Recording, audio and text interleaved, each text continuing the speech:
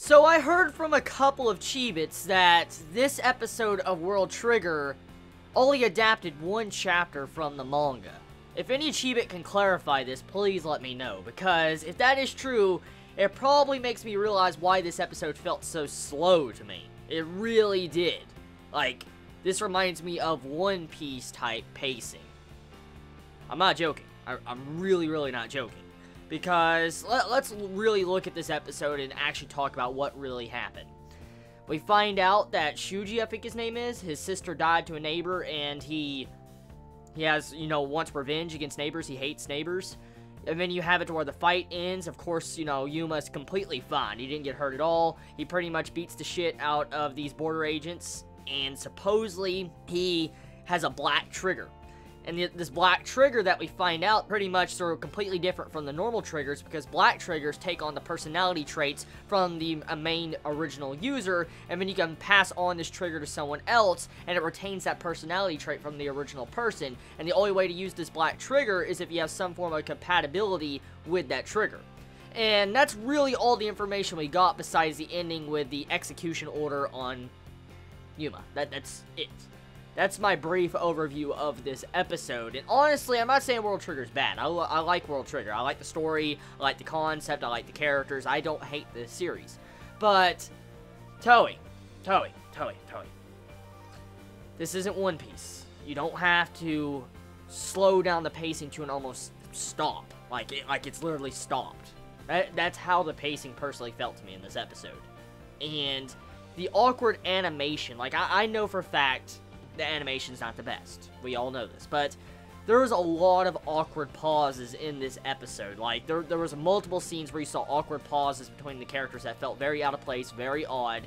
Especially with the abundant amount of still frames. Oh my god, the still frames.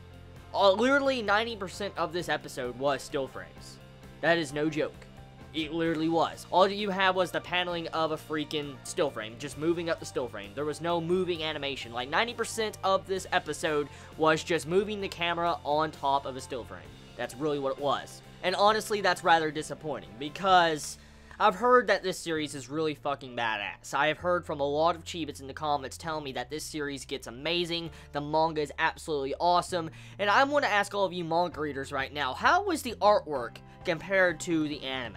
I'm really curious. Is Toei Animation doing the artwork justice, or are they dumbing it down? I want any Chibi that can possibly clarify that. Please clarify that for me, because I'm just really curious to find out if this is being adapted properly.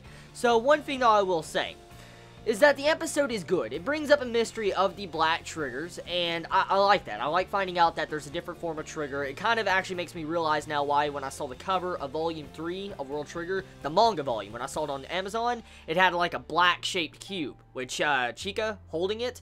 Now I think I understand. The black cubes are pretty much the black triggers. So it's really cool getting to find stuff out like that. It was a really cool, plot twist, or I guess information dump in this episode I really like to find out. But that's really all that happened in this week's episode, which is very disappointing, because this pacing is reminding me of One Piece, and I'm just half tempted to read the manga. I really am. I'm half tempted to just read the manga, because I feel like Toei Animation is not giving this series justice like it deserves. But that's just my personal opinion. Episode overall, though, it hints at Jin most likely having a black trigger. With the way it ends, it hints at that. We'll have to see where it goes. But, yeah, slow episode this week. I mean, you have the opening song appear at 8 minutes in. Once again, a very odd decision by Toei Animation.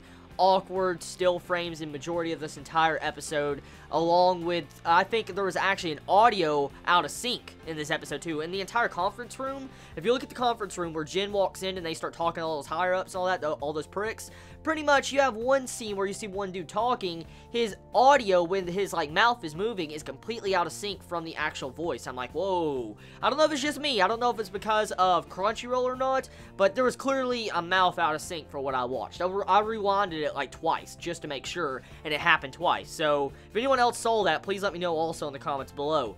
But tell me your thoughts in the comments below, how you felt about this week's episode of World Trigger. Do you feel like Toei Animation is just dropping the ball when it comes to this great series? Let me know in the comments below. You all have a wonderful day or not, wherever you live. Please be safe. Chibi out.